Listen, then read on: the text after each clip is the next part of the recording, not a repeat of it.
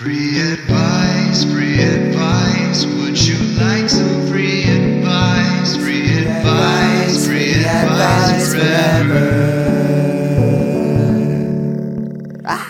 Welcome back to the podcast, everybody. Episode 34. Wow. I cannot believe how mature we have gotten. 34. What age? What are we dealing with at Those 34? numbers are sequential. We're probably spending a year just reeling from that realization. Oh my God, 1, 2, 3, 4. It's right there. It's in the code. I'm Jim Carrey and the number 23. Remember that? Oh, Remember him? Yeah, I do. I do. I love Jim Carrey. I actually follow him on Instagram. Oh. He says some nice little spiritual, philosophical ditties that I appreciate. He's my exemplar of a comedian who has figured out the wisdom of comedy. Yes. And has changed his whole approach to society and social life as a result of, he got the big joke. He's enlightened. Yes. And For sure. I think one path to enlightenment is that comedian's route of playing the fool, embracing all of the flaws and the things not to do. And you can be a monk and you can be super pious. Or you can, I think that Buddhism actually has this as like one route to enlightenment is to completely go through the hedonist pleasure seeking, all of the flaws that you can't like take it all in. And then eventually you'll like by completing, it's like shooting the moon in Hearts. You know that I do. expression? It's like get all of the bad cards. Yeah. And then if you can actually do that, then everybody else gets what, 26 points and you get 0? Yep. Yeah. Well, I think that like you can find enlightenment at the end of the road of anything that you go deep enough into. Because in order to recognize that, oh, I can't get enlightened by like doing this, like committing as hard as I can to one thing and like having that, reaching the end of that path. It's like you have to get past that point where you're like, oh, wow, I put all this effort and time and energy into this and it still didn't work. Like that's how the Buddha got enlightened, because he like did all this shit, sat under the tree, thought about everything. And then he was like, fuck, I'm still not enlightened. I give up. Yeah. And that's when he was enlightened, is the idea. By letting go of the attachment to the outcome of enlightenment. Exactly. I see. I've experienced one moment like this. I'm not going to share it on the podcast, but I just want you to know that I'm enlightened. Motherfuckers. Did you hear that, guys? Rob's enlightened. He's just not going to tell us how. I want you to know I could be the Buddha, but I'm choosing instead to hold on to my worldly flaws and stick around by maintaining a couple vices so that I can help you guys get to where I could have gone. Sort of the Jesus route, like live among them. It's a bodhisattva, I believe is the name for this type of person. But yeah, exactly. Just want you guys to know that I'm Christ. Anyway, we got a good-ass lightning round today. I think that was a good, concise intro. Yeah, I think so, too. Let's get into the meat and chicken of our podcast. The meat and the chicken. The poultry and the square and the rectangle. And the mammal meat. Rectangle and the square. I am ready for that. Let's do it. Let's do it. So the theme of today's episode, loosely, is kind of questions about different things that come up in relationship or with different relationships. So the lightning round. Before you start, can you just turn up your gain a little bit? Up? I don't want you. Yeah. You're kidding. You're a little too quiet. Did you hear that, guys? I was too quiet. Not so much. Okay. Not so much? That's good. No, we're good. Okay. I could tell you were looking at me like I'm doing something wrong. I don't know what it is yet, but he's about to tell me. It's like the hot water knob on the shower. Mine is so sensitive where if you just tap it a little bit, it's like, oh, I'm scalded. So you got to be like, yeah. I have to keep playing that game over and over because my shower gradually gets hotter without me doing anything. So I'm always having to like recalibrate. I don't know what the fuck's going on with the pipes back there. What do you think this means about your psyche? Nothing. Thankfully, it's one thing I can safely say means nothing about my internal world. In what way is your plumbing in your building a manifestation of your own psyche? Let's talk about that. Yeah. What childhood trauma do you think caused the water to be so hot? That I love that is such a caricature of like how I look at everything about the world, and this is the one thing I can concretely be like, nothing. There is no connection whatsoever. Thank Jeebus. Well, maybe you think that, but all will be revealed as you enter into my infinite wisdom. Yes. Your enlightened phase. Yeah, perfect. Yeah. Okay. All right. So. Oh, indeed. Indeed. First question in the lightning round comes to us from IAmGuise. Guise, like the noun, guys. Okay. My wife and I are looking for suggestions on things to do together in the colder months. My wife and I love going for walks in the spring, summer, and early fall. We get some exercise, we have some time to digest our day and talk to each other, and our cat even likes to come with us on occasion. Come late fall and winter, we deactivate. We resort to watching TV when we choose to hang out, and we both end up feeling distant and inactive. We've considered simply bundling up and going for a walk anyways. However, it's dark out by the time we get home from work and our neighborhood is not safe at night. We realized this pattern last year and tried to take action on breaking it, but haven't found anything yet. Here are our requirements.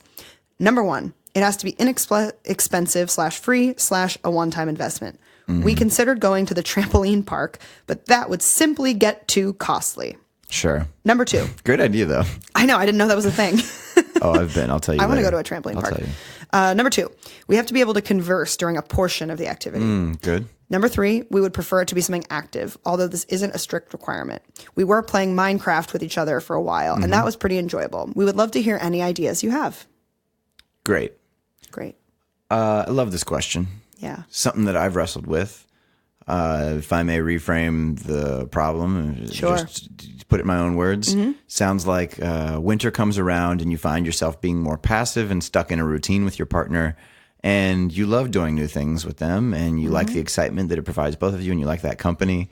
So you want to figure out something that you can do indoors cheaply and that allows you some conversation, not something where you're both like wearing headphones and not allowed to speak or something like that. I want to Silent meditation tweak is not this. a good one. I don't think that it necessarily has to be something new, because they're saying that sure. they go on a walk and that's their routine. Right. So I think the requirements are mostly that it's something they can do a lot without cost building up. Yes. Something where they can still talk to each other so they can digest their days, but something where they're active so they're kind of like moving a little bit. Yes. I want to first just challenge that you actually don't want to spend any money.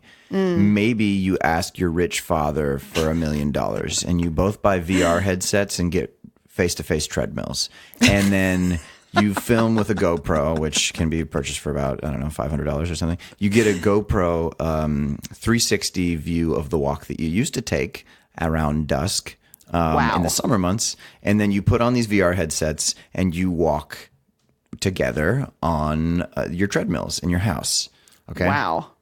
So now, if you don't have a couple $1,000s to invest in this investment that I've just suggested, I have some other suggestions which might be more in the sub $100 range, if that's what you're limiting yourself to for whatever reason that Just is. for kicks, let's hear the second thing. Okay, just for kicks, sure. Because definitely do the dual treadmill VR thing. But if you're not going to do that, Yeah.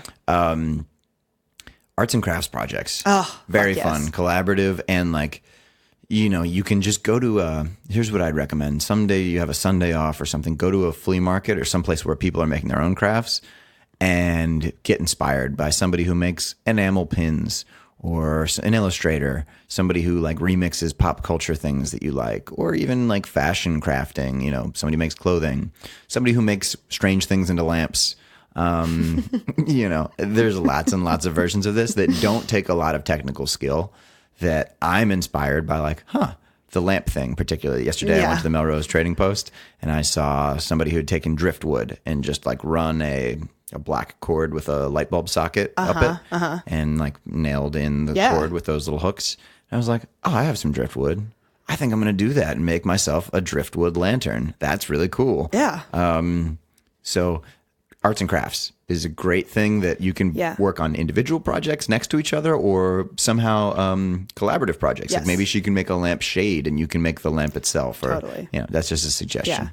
Yeah. Okay, what do you got, Morgan? I think the other thing about that the arts and crafts thing that's great is that it's both creative and collaborative, like you said. So you get that kind of intellectual connectivity, but then it also is a physical process. Like you're physically creating something. So it's not exercise in the same way as like getting a walk kind of gets your whole body, you know, blood pumping. Yeah. But because it is physical, it definitely kind of gets your brain, gets you out of your brain a little bit. There's something to it being an activity where you're using your hands that is really great. I'm anticipating a potential resistance from the asker. I don't know. What's their name again, guys? IAmGuise, yeah. I don't know IAmGuise. But a lot of people, when you suggest something like this, they instantly shoot it down with a limiting I'm not belief. Creative. I'm not creative. You know Yeah. it. I didn't even have to say it. I know it well. Morgan and I have never discussed this, but we both know exactly what people Yeah. say. I'm not creative. Yeah. That's something that people with power and who have... That's a lie that people tell you or that people tell themselves. Because what you're really saying is, I'm afraid to be bad. Yes. And it's okay to be bad. You have to give yourself permission to suck. Whenever you start at something, it's not going to look like your favorite artist's version of that. And guess what? Their first one didn't either. It's okay. Yeah. Your willingness to suck at something is what limits your ability to be good at it. So just make a shitty crayon drawing or whatever it is, make a shitty driftwood lamp, whatever you think would be cool. Make a shitty version of that. If you like making purses or make yourself a new mailbox, make it weird and bad. Yeah. And don't spend a lot of money on it initially. Yeah. Give yourself a budget of $20 for the night or something like that. Yeah.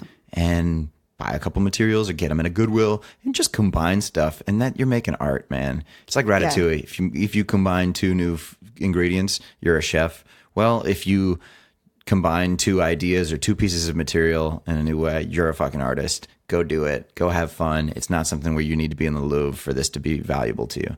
Yeah. This is something that I've dealt with obviously a ton as an art therapist with people of all ages. But especially adults, older adults, because the way that our society is like set up right now, it's like most people aren't funneled into a path where their inner artists or their inner creators are super nurtured. It's something that we set aside for like these particular geniuses that are, amazing singers or amazing painters or whatever. And it's like, oh, I'm not going to be creative because I'm not Picasso. Mm-hmm. But creativity is something that we all have. We just most often stop nurturing it outside of childhood, which is so unfortunate. Yes. Man, fucking school. It's disgusting. School is about disconnecting children from their essential nature, which they are born with. And hey, how do we squash that and make sure they never get it back so they can be good machines to feed the capitalist overlords? Fuck school. Yeah, just like rote memorization. Memorization's a good thing, though.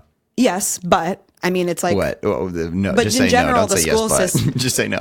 That's what you mean. Sorry, go ahead. What? Yes. However, in other ways, I think that doing there's a in particularly Asian school systems, it's prioritized the type of education that incentivizes you to learn how to be good at math, science, engineering, and not the arts as much. Dude, did I ever tell you that my high school was the #1 ranked Korean high school? Really? For kids in Korea, in South Korea. This was like of their, I don't know, one of their big magazines or something, placed Lindsley in Wheeling, West Virginia, the dorming boarding school, as this is what one of the teachers there told me, my computer science teacher. He was like, yeah, if we wanted to, we could fill the entire school with Korean students, but we want to keep it local and keep, the local population like feeling like a part of this community, not just like something where we import these students for 4 years and then ship them back to their country. That's wild. Why?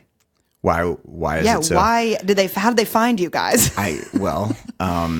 It's a high ranked high school, ex-military school that's been around for 200 years, and they have like 100% college acceptance.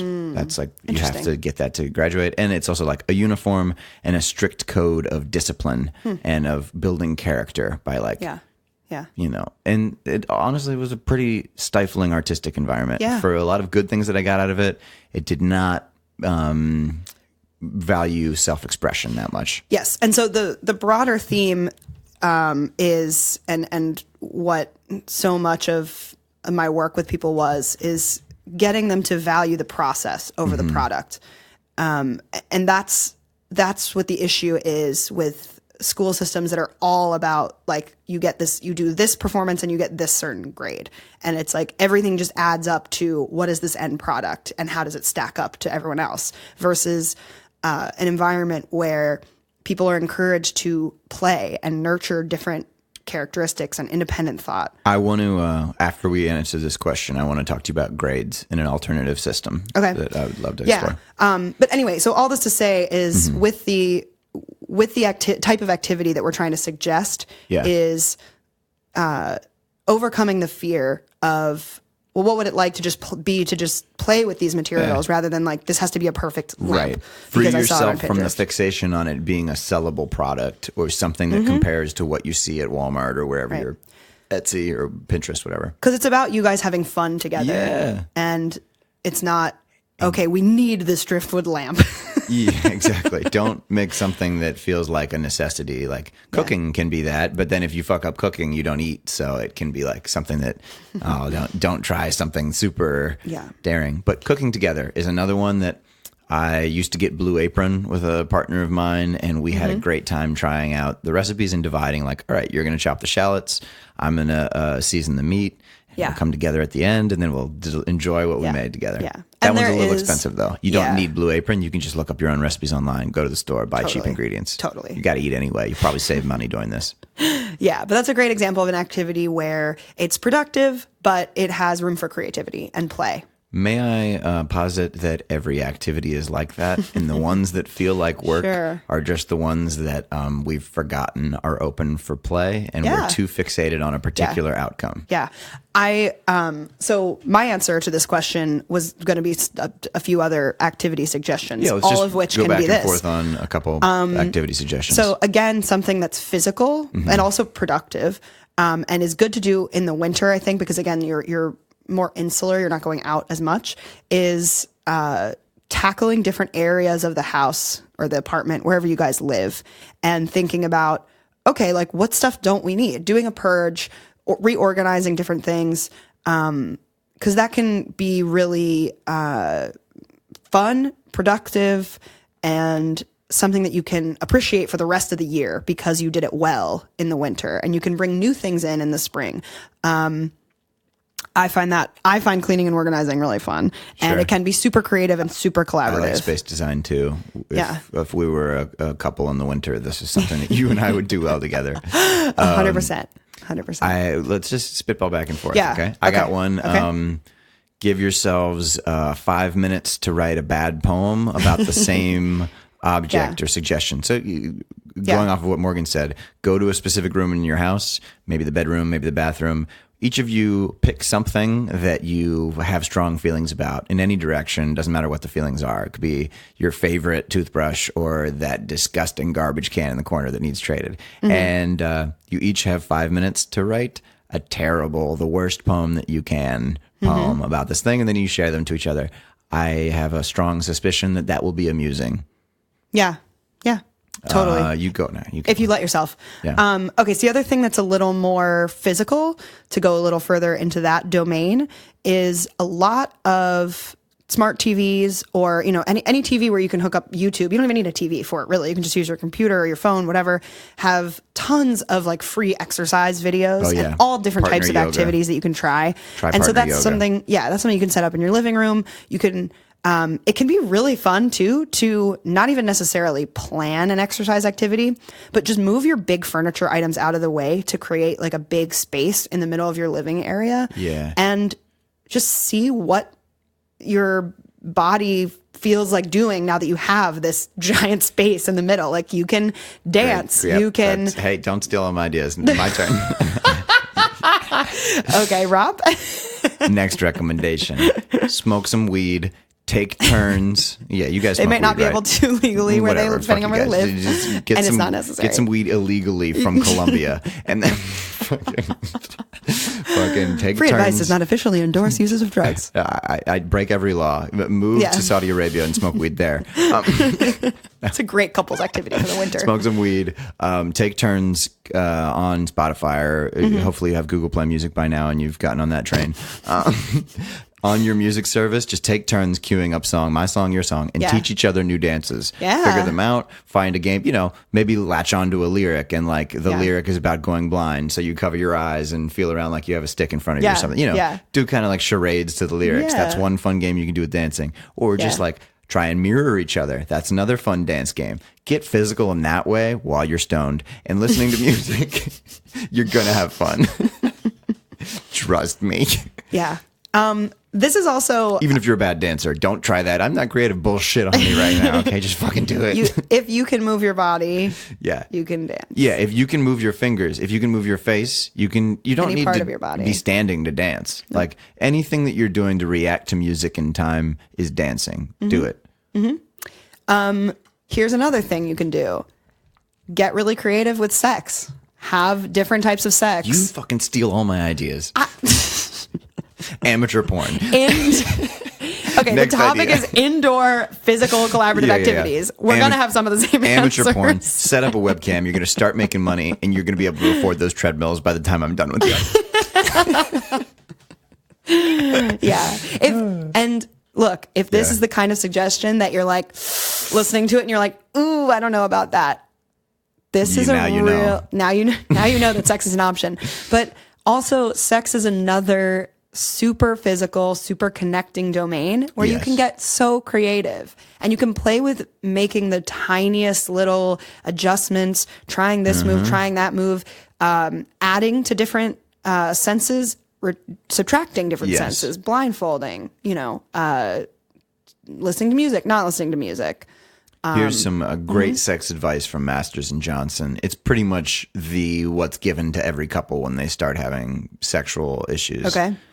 Start by limiting it to holding hands. Start by a very first night. All you're allowed to do is blank. First base, whatever.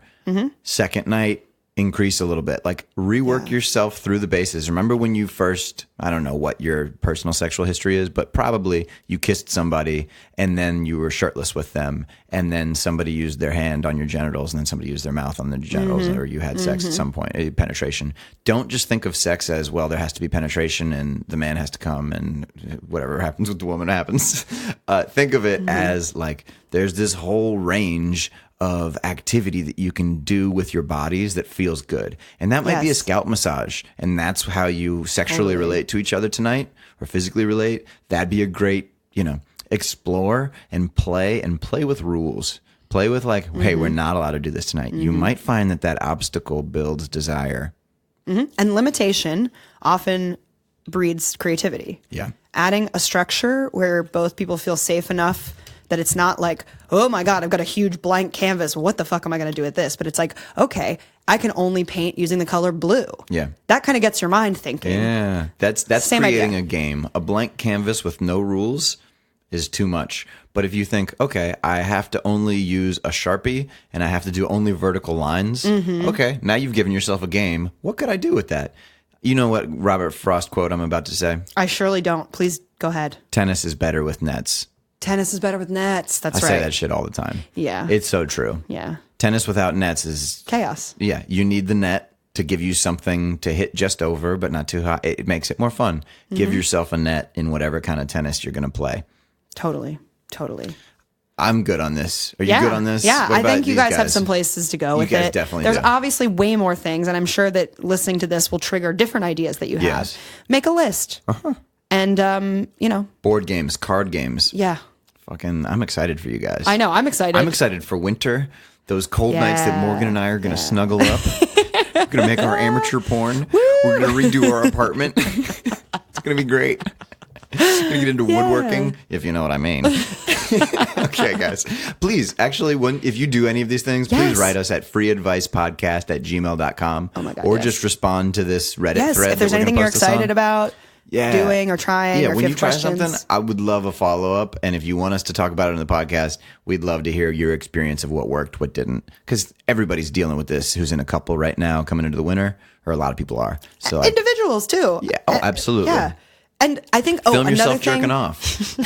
just for fun. Any season is fine. Just do that. Good money. You're going to buy those treadmills if you do that. The last thing I do want to say is because of the seasonality specifically is I personally kind of hate winter. I moved to LA because I wanted nothing to do with winter. Yeah. And So one of the things that you could also try is to think about what are the things that are difficult about winter, or what are like the restrictions that you have that because of winter. Okay, it's cold. Yeah. So how do you create an environment inside that makes it feel warm? Do you like get a tray and you put sand in it and you put your feet in the sand to be like, I'm bringing the beach inside. Just something creative to be like, okay, Yes. how do I negate the things that I hate about this season? And again, give myself some freedom to try to be creative about rewriting the script of what has to be the winter. If you're interested in this topic, I recommend looking up the Danish concept of hygge, or hyggelig, which is spelled Hyggelig. There's no L's in there. How'd you get hoogly? Hyggelig. Oh. Yeah. Oh, okay, sorry. I believe Hyggge is hygge. Yeah. Look this up. It's loosely translated to coziness. It is what the Danes do when their very dark and very cold winters come around, and they have created this art of conversation where time seems to disappear, soft clothing, warm tea, candles, a generally like warm and embracing womb-like space that you can share with friends. And that is such a beautiful thing to try to create with other people, and a gift for them if you can set up a space like that and set up a time like that. Yeah, absolutely. Cool. All right, we got lots of ways to combat the winter in there. It's a lightning blizzard. Okay, totally different, but Sponsored still by Dairy Queen.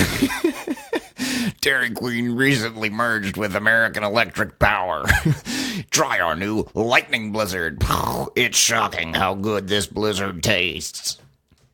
only at participating Dairy Queens. All right, so the next Yes, question queen. is also Okay, I'm done. relationship related, that but phrase. very different. It comes to us from Hidden Snipper. Hidden Snipper? I don't know what this is. HIDN-SN, the number 2 PER. Okay, whatever. Just read it. Let my friend borrow my Nintendo Switch. He will not give it back and has cut all forms of contact. I do not have my own car. What do I do? Ooh. Yeah. I'm afraid It's a that doozy. your friend actually Robbed you.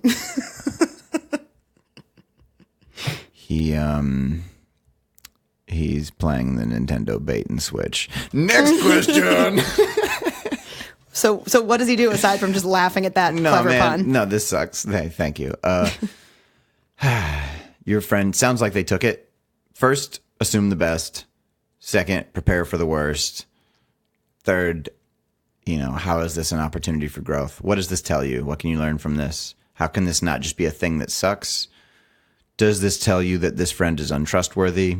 Does that point to a pattern, perhaps, of you having friends that are untrustworthy? If that's the case, what do you need to do? Yeah. Is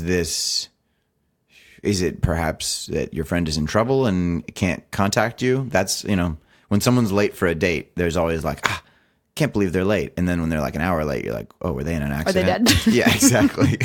So Yeah. maybe they're in trouble. Consider that. What do you need to do if that's the case? Ask mutual friends or look online to see if, is there That's a a way great that this idea. person is Mutual friends. still right? So try and see, is this person robbing me? If not, how can I help them? If I want to help them, is it my responsibility to help them?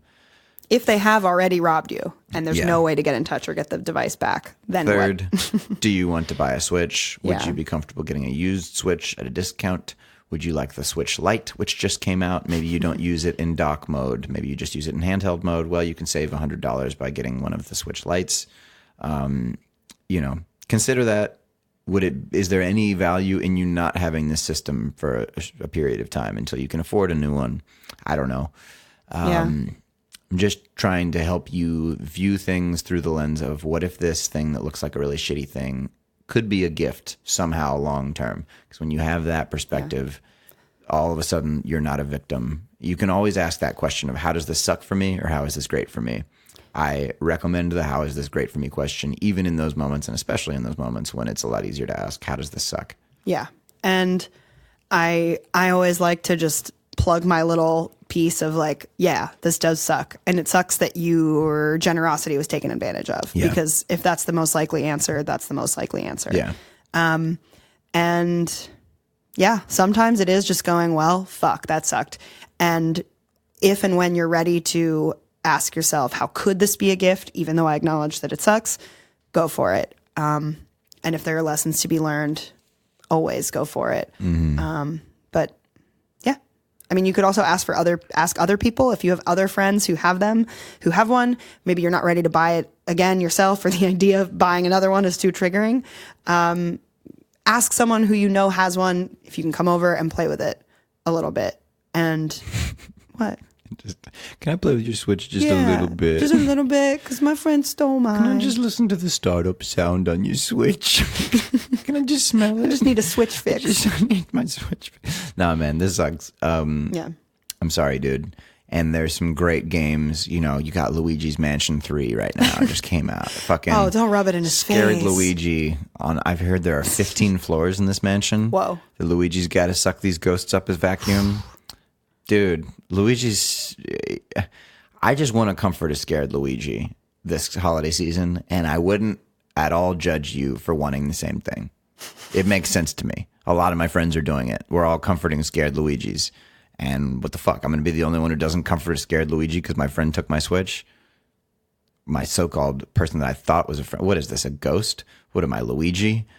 Am I fucking... Now I'm in some of my own haunted mansion, and my friends are taking my Switch, and my vacuum won't work to suck them up. I'm trying to vacuum this friend into my big backpack vacuum.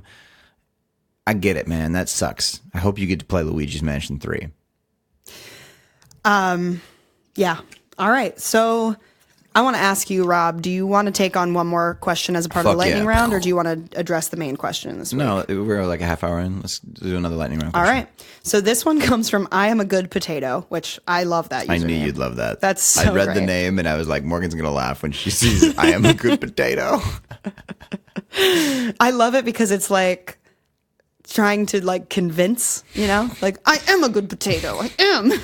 It's like I'm one of the good potatoes. Yeah, a potato is never something that's associated with positive. Like no one Really? identifies as a potato. It's like, guess what? I'm a hot potato. Well, my mom used to call me sweet potato a lot. So that, you know, that's a yam though. That's just not a potato that is sweet. Sweet potatoes are categorically different from regular potatoes. Okay, You know but what I I'm mean? just trying to come up with a positive potato example. A good potato, like potatoes are plain. They're like a filler. You know, it's like a potato can be tasty, but on its own, it's just it's a little root nugget. I really think that potatoes are good, almost universally. They're except for good. couch potatoes. Okay, a potato on its own. Yeah. I doubt you've ever eaten. Raw? Even cooked. Have you ever Just eaten like one a plain baked potato, basically? Without salt and butter or bacon bits or sour cream? I still think it's like not- has potential. You know, it's loaded with potential. The potato is loaded with potential. Okay, whatever. You get what I'm saying. Potato is like... Okay, when people take a shitty picture... They say they look like a potato. No. They say that their phone is a potato. They're like, oh, I'm using a potato to take this picture. What? I've never heard of that. There's a potato gun that can't really hurt anybody because it's shooting pieces of potato. Or actual giant potatoes. That's a potato cannon, I suppose. Potato Zuka. On with the question. Sorry, I think you get it. But the potato is generally sort of a blank canvas of a It's food. bland. It's like a vehicle for other things. and Which it's to me not- is good. Okay. And usually, though, people, when they describe something as a potato, it means it's like a harmless, lifeless, like, it's a potato. Okay, got it. Going into potato mode and doing nothing. It's couch potato. There you go. Yeah. Ha. So I said that a couple minutes ago. I was so fucking in love with my okay. own idea, jerking off over here. I don't got time for you.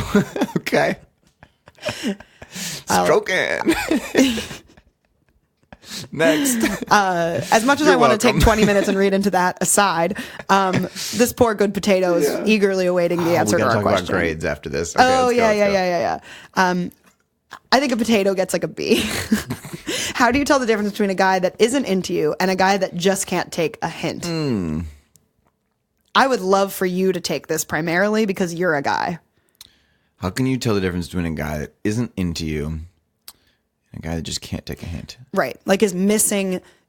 You're trying to send them signals like, hey, I'm interested in you. Yeah. Like do something about it. And how do you know if they're not seeing it? Because literally men's nervous systems don't pick up as much information as women. And we often think we're being so obvious and it's not. However, I think that what you just said is just wrong. No. Men's nervous systems don't pick up as much information. Yes. 100%. Women are more Maybe sensitive from to certain stimuli. cues. Yes. But there are other cues that a man is picking up on that I just don't think that men are not. Like women have a stronger sense of smell. Women are definitely more agreeable and more aware of social environments. And I think men generally tune out more information generally. Yeah, I think so. Why is there the threshold for something reaching there? I think it's different thing information. Is higher. I mean, verbal reasoning versus spatial reasoning. You can see this difference in the sexes. In broad trends, of course. Men are paying more attention to space and systems, and women are paying more attention to feelings and expression. This is a masculine-feminine difference, and I just think that to say that men are just receiving less data is... no, I think biologically that's the case. I disagree. Or I would love to see... I believe that I've heard that, is what I'm saying. Gotcha. I would challenge that research. Okay, well, we'll dig into the research later. It's probably just different tendencies. Yes, that's okay.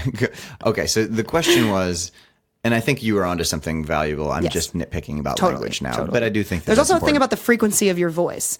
If your voice is higher, more men will like tune it out a little bit more.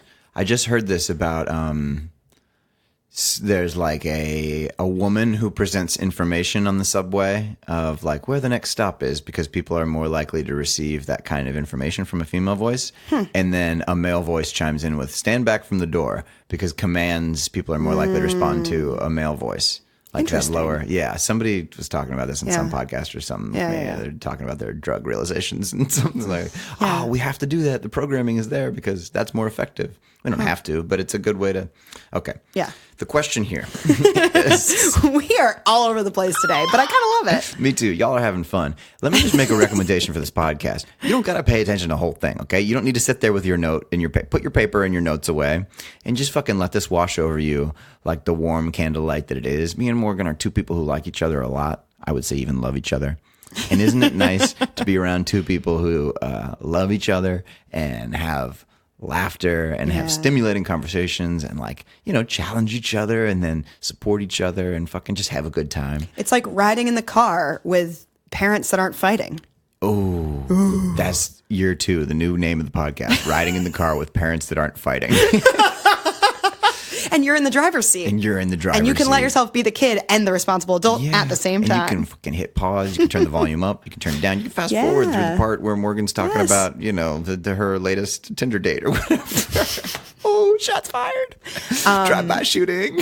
Yes. Mommy and daddy are fighting. I would like to say a couple things. Number one, we want you to receive this in an active way. We don't want you to just, let it wash over you in the sense of it's loose, but you don't have to just be a passive consumer of our podcast. You can say what you do and don't like. You can talk to us by emailing us. You can, choose what parts you like to listen to. freeadvicepodcast@gmail.com. That's Gmail, just in case you didn't hear her accent. Gmail. Yeah, if you couldn't weed through that accent. Gmail, the only email that counts for anything.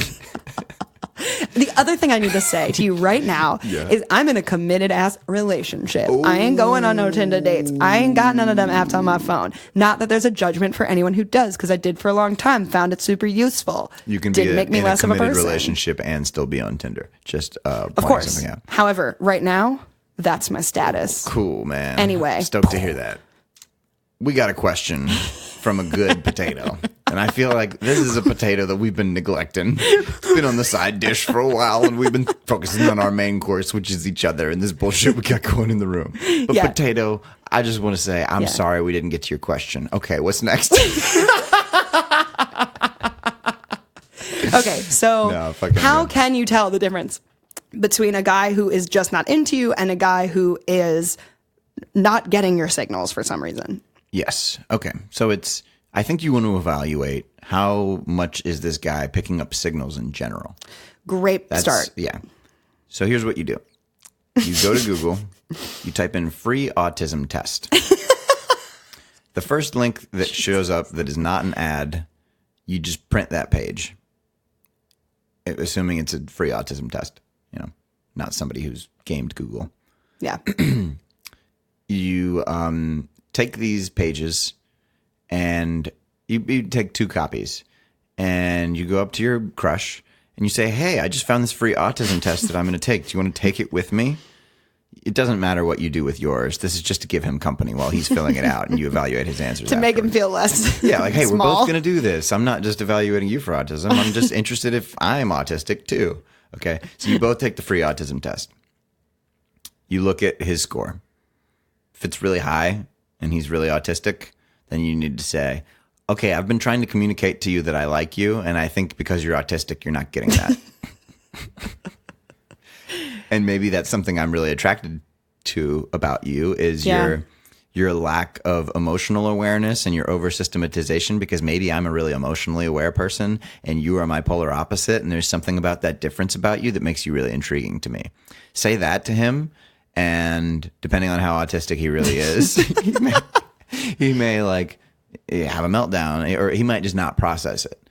So you can pick up on emotional cues, it seems like. Keep checking in with him as you're communicating this stuff about how you like him, and just see, all right, am I giving him too much? Is he scared? Is he withdrawing? Or is he approaching? You want to say things that open him and make him approach you. And ultimately, in order to do any of this, you have to be okay with the idea that he might not be into you. Totally. And accepting of that.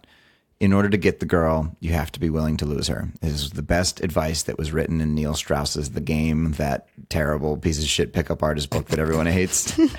There are some nuggets of wisdom in there, and that is one of them. And the way that you do that is by honest not being so attached to any particular outcome. And this is a lifelong thing of, being okay with yourself as a single person, providing your own support and finding support through friendships where it's like, hey, it would be fun to date this person, but I'm going to be okay if I don't have them because I've found love elsewhere through maybe my family, maybe my friends, maybe myself and my pursuit of hobbies and things that enrich my life. And if you're doing that, no one boy is going to seem like the answer to everything that is so important that you get him to like you, because you can remember, oh yeah, I felt that way before about somebody, and I'm going to feel that way about somebody else again. I have a few things to add. First of all, as a woman who has had to ask myself this question about umpteen billion times, it sucks. It's hard. It's hard to be like, you feel like, oh my God, I'm screaming at this person. And maybe your actual output is more like, but to you, it feels like you're doing these big giant gestures, and it's like, how could he not be noticing that I'm doing the X, Y, and Z?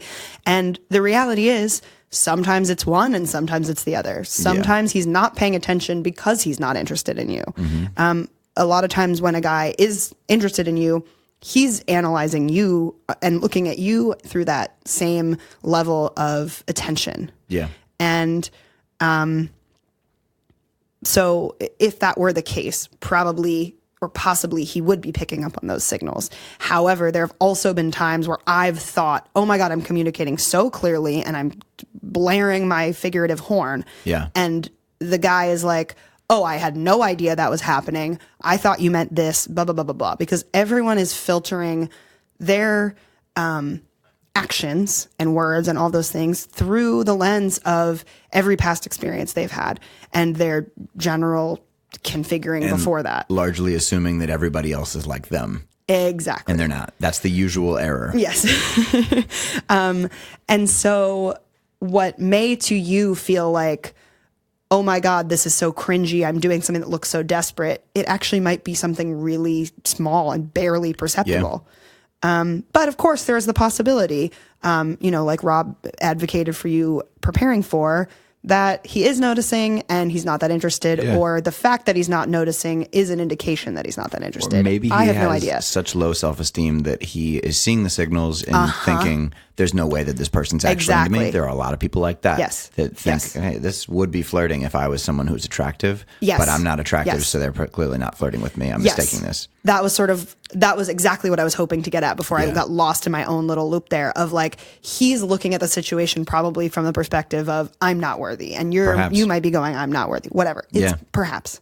But a lot of times we do that. We think everyone else sees us in the very insecure, small way that we see ourselves. Yes, which the world has shown us ourselves as a means of selling us back our confidence. And then also we look for evidence. It's confirmation bias. We look for evidence that supports the things that we already believe about ourselves. And so we're often filtering out the things that go counter to that. So that's sort of what Rob is saying about if this guy has a fixation or has a conviction that he's not being flirted with, no one pays attention to me, whatever. In order to preserve that idea, he's not looking at your advances. Yeah. And we have no way of knowing without more honest, open, direct communication from you to him, which is the case, really. I think you want an easy trick or something that will make this easier. If he blinks 3 times when he looks at you, that's how you know. So there is a huge personal growth long cut, the non-shortcut version of this. But I'm going to give you a shortcut too, just to make this answer a little more satisfying. Yawn near him. Sometime when you're both paying attention to something else and you're in the same group, people yawn as a involuntary reaction when they see somebody else yawn. If he's paying attention to you, even out of the corner of his eye, and you yawn, he's more likely to yawn too. Now, this isn't a surefire sign, but it's something, if you want to gamify this and use a little sneaky tactic, there you go. Have fun with that. It's a little empathy indication. Yes. And what you just said about empathy just makes me want to talk about. He may be a very systematizing person and not that in touch with empathy, and you may be very empathetic and you're frustrated that he's not. I think that feminine people just want masculine people to be more feminine, and masculine people just want feminine people to be more masculine, and this plays out all the time across men and women who may be at various poles or partners are at these poles, and just try to accept people for what they are. Oh, one last piece of advice is I'm losing it. I'm going to get it. Give me a second. Don't touch me.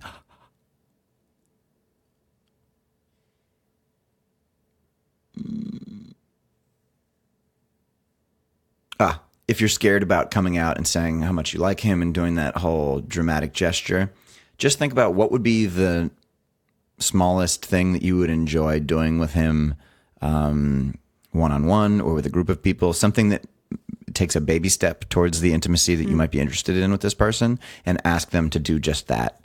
You know, hey, do you want to grab coffee after class? Do you want to join me for my friend's art opening? I'm going to go to this thing. Something that you're doing anyway, and you can invite them along to. Lower stakes, much easier than, hey, can I talk to you about something really important? I love you, and I've always loved you, and I always will love you. You know, that's a hard conversation. I would never start there, for the record. Under extreme circumstances, that might work. Or be good, or just, feel honest. But in this case, sounds like you have some concern about approaching this person, being open with your feelings. Then start with just the smallest step towards the type of relationship that you might want to have, and be okay with the answer being no, and whatever you need to do to be okay with the no. Give yourself that first, and then ask them along. Hey, do you want to go to this movie? I'm going to go with my friend, or I'm going to go alone, and you can come if you want. Yeah. I think the last thing that I want to leave you with is, regardless, it doesn't change anything about your value, your attractiveness, your ability to find someone who is the right person for you. It's just this one person right now is not interested, or, maybe is, but whatever, regardless of this person's interest or lack of interest, you are a good potato. You are a good potato. And somebody's going to want to eat ya. Somebody's hungry for a potato just like you. Yeah. They're going to put you in their oven. Yeah. They're going to butter you up. Yeah. Salt you. Chive you. Imitation bacon bits. And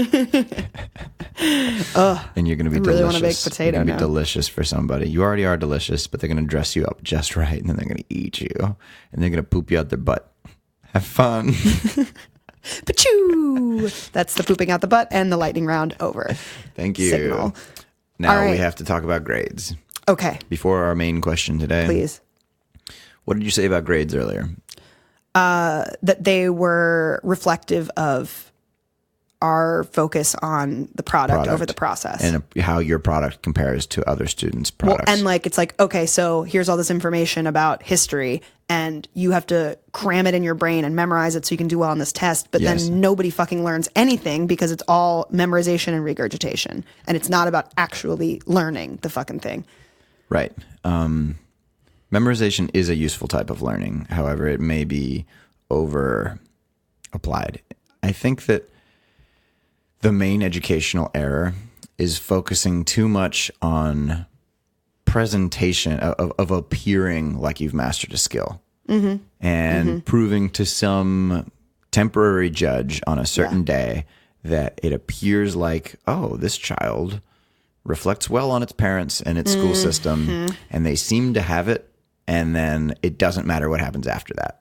Right. This is music performance. Just be able to play Resume this building. classical piece sounding in a way that sounds really good, and it doesn't matter whether you ever learn to actually play the piano. It doesn't matter whether you actually learn to hear, and it's just about you, like, we're automating this process in you to if you can do this single performance, you know, it's like instead of learning another language, people learn how to recite a certain series of syllables that doesn't make any sense to them in French.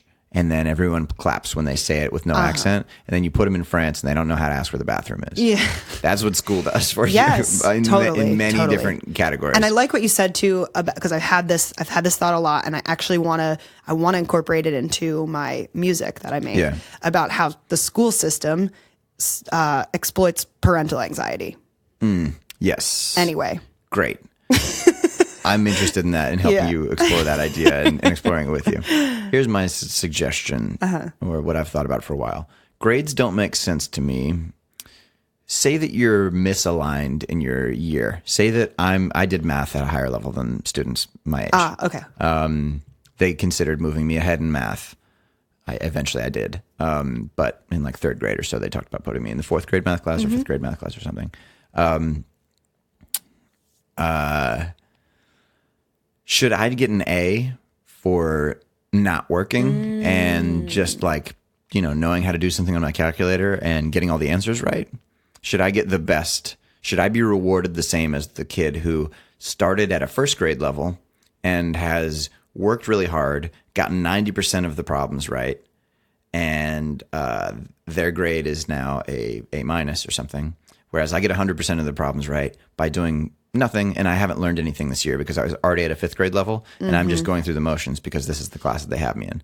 I get an A plus and he gets an A minus. Something is not represented by those grades. Something important that I think that we all value, which is how much has this person improved from their starting point. And that's a process, and that's, I think, a better, healthier way to evaluate yourself. And what Jordan Peterson says is the most common error in learning a new skill is failure to set the bar low enough and comparing yourself to who somebody else is today instead of who you were yesterday. Right. So if we have a grade for that is a personalized grade of how much did this person improve from their starting point. Take like a diagnostic on the first day of school, and I'll just put it in physical terms. How much can this person bench? You know, this kid can bench 100 pounds. This kid can bench 200. If the kid who was benching 200 pounds at the beginning is benching 190, and the kid who's benching 100 pounds at the end of it is benching 190, well, should they both get an A? Or should the kid who's fallen, you know, there should be a separate grade that is perhaps more valued by parents and teachers and people evaluating children, which shows their own personal growth. And because everyone has different talents, this would allow for kids to, and you still have the other grade, which is objective score. But the problem is right now, grades mean nothing because everyone is afraid for their kid to get anything less than an A. Yeah. So all the fucking kids at my school who did the work got A's, and I didn't know what I was actually better than anybody else at. Because we all got A's. And I was particularly gifted with words, I believe, and with certain artistic expression. And I noticed this in essays. I was like, theirs is a fundamentally sound essay, but mine had an idea which you never covered in class and made a connection that theirs is not. They're just synthesizing information, and they're not putting their own spin on it. And it took me much longer to figure that out, that this is a unique thing about me, that I have this artist's perspective, you might say, a skewed way of looking at the world, which is interesting to many people. It's like an X factor that my school, the Korean one, did not value. I got an A plus, and so did the valedictorian in my class, and their essay was just like regurgitating what had happened in class pretty much, and mine took in some outside thing. And I thought like, hey, isn't there something good about, are you noticing what I'm doing here? Or there's a sense of humor to it, or there's like a style points. Yeah. So I will say, I'm going to make a counterpoint just because why the fuck not? I went to a small private school, and I had a couple of teachers that would, you know, withhold the A from you, you know, give you the A minus or the B plus and try to motivate you to get over that hump of going that extra mile. And I would just kill myself to do it. And I think that, I guess I don't really have much to say other than, you know, there's a problem no matter kind of where you come from when you're trying to evaluate someone, because there's an unevenness, like you said, of like, okay, so just because the teacher has high expectations of me because I'm consistently getting good grades, but they're trying to get me to go for something that's excellent or whatever the fuck. But that's driving me so crazy because I'm working so hard in all these different ways and in the subjects where I'm not as good to try to blah, blah, blah, blah, blah. And so I'm burning out. And because I'm a perfectionist that's achievement oriented to death, like I'm not, as a holistic organism, doing better because of that. Ooh, I really earned that A because I really brought in this literary element and did this unique whatever, blah, blah, blah. And so in that way, performing against myself hurt me. I'm sorry, I didn't follow completely. Can you try and summarize it? In a system or in a class, professor to professor, maybe there's differences between what they value and then what their grades reflect. And so in my case, that's good too. Yeah. I think that you want a kid to not just have one system of look, because then they'll do better with some teachers who are more aligned with them, and they may gravitate towards, hey, this class is the one that I actually care about. This is the person who thinks like me. This is the person I can identify with. So the point I was trying to make, not succinctly, but now realize is, yes, I think that overall it's better to compete against yourself than everyone else. However, as a kid who was high achieving and literally like fucking dead set on getting the best grades possible for who knows what reason, to prove I was good enough to my parents, I don't know. Being held up against my own standard, which was already high, was very grueling for me.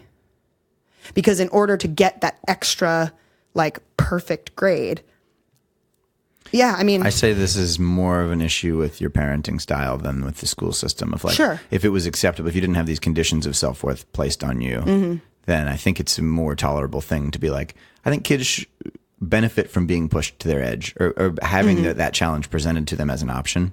Sure. And I often hadn't had to have the perfect grade. Have it because it's a way to know yourself, you know, of like, how do I perform? Where is my limit? And what is the edge that I can get to? And then to push 2 to 3% past like that thing that you think you can do. And then you grow every time that you're like, wow, I broke 6 minutes on my mile. I ran it in 5:58.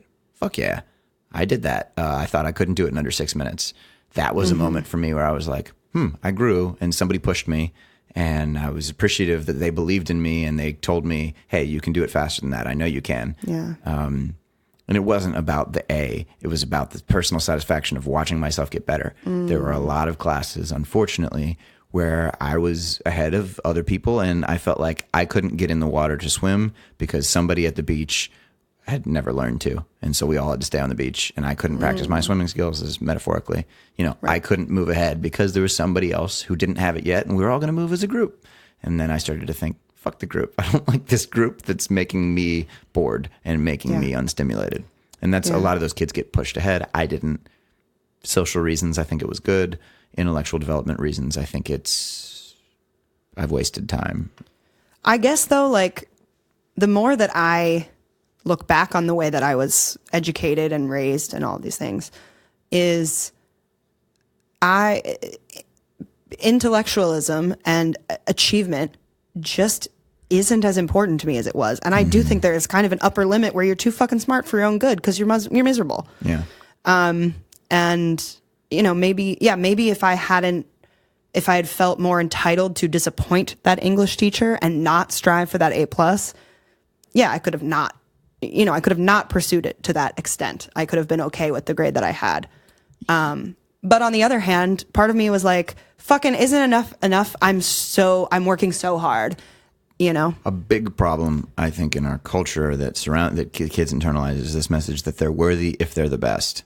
Right. If they get the best possible in every category, then they're worthy. And so many we both went to Duke. So many kids have such crippling insecurity as a result of this conditional self-worth that most of the people there, I think, defined, okay, I'm valuable because I got all A's, and if I got a B, oh no, I'm bad. Yeah, I was in that group for sure. Same. And I've only realized that's in grad a really school, damaging ass thing. And it also, I made it through school with all A's. Not at college. I started to stop give a fuck because I was like, employers aren't looking at grades. But I got all the way through high school. Okay, so which thing am I the best at? Okay, so what's the thing that is my calling? They're all equal, and people who are praising me are saying 100, 100, 100, 100, whatever, close like that. And the fluctuations between grades were more about the teacher's grading system than in my actual aptitude in the class or my interest in the subject. Right. So I'm like, I don't know I guess psychology?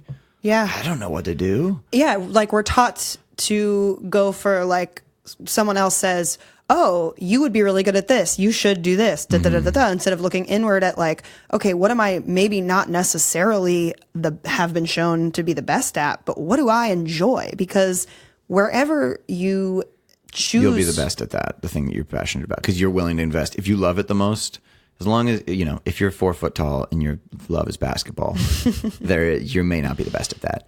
But generally, the thing that you love versus the thing that you're naturally talented at, you'll spend more effort on the thing that you love. And if it's a learnable skill, it's something that you'll be the best at that eventually. And no matter what you end up starting with, you want to learn and grow at it no matter what. You're going to get better at it. Yeah, the point is you're going to have to keep working on it. We think the point is growth. I think for an individual, if you're focusing on the well-being of the individual, growth is the thing to focus on. If you're thinking about the well-being of the group, then probably output is the thing to focus on. But I would argue that output can only sustain a person so long, and if you're focused entirely on output, they will have a short-lived career. They will feel disconnected, and they will stop. They will not continue to. That's a fear-based system. I think also having an internal motivational metrics versus external it is important, again, to sustain intrinsic that motivation. Motivation. Yeah. Agreed. Yeah. So what do you want to do? Let's make this the episode. Great. And we can do 2 big ones next time or something like that. Great. I really valued this conversation. Thanks for letting us depart from the forum to talk about this. And I think we're going to fix the school system next year podcast on Chapter 2, Season 2 of Free Advice. Free Advice, where we just knock on doors of schools and be like, this is what you should do. Free Advice Plus, where we pay you to listen to the advice. It's better than free. It costs you negative money. You stand to gain in so many ways. Yes. Yeah. Okay, guys.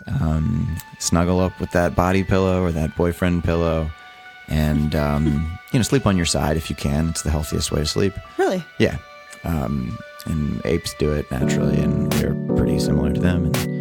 And you'll have the fewest breathing problems, back problems, neck problems if you sleep on your side with something in between your legs, ideally something under your arm, and your head supported just enough so that it can be level with your spine and your head's not tilted one way or the other. And get cozy.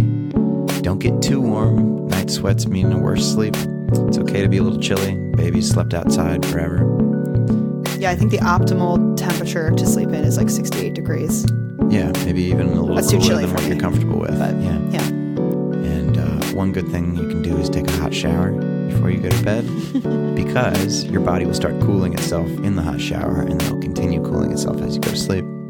So that's a good sleep aid. And I love you all. Thank you for listening, and please tune in again. Yeah, and send us your requests for advice to freeadvicepodcast@gmail.com. And we always forget to do this, but if you like this podcast, rate and review us wherever you listen to podcasts. Tell your friend. Tell your friends. You can link them. Hey, listen to it starting at 23 minutes and 45 seconds. Because this is the exact problem I have with you. You stole my Nintendo Switch. And I want it back. Listen to these two fucking randos on the internet talk about what a dick you are. Yeah. Not a dick, a rude person. Okay. A dick, I'll say it. I won't. That's Morgan's choice. Bye. Bye-bye.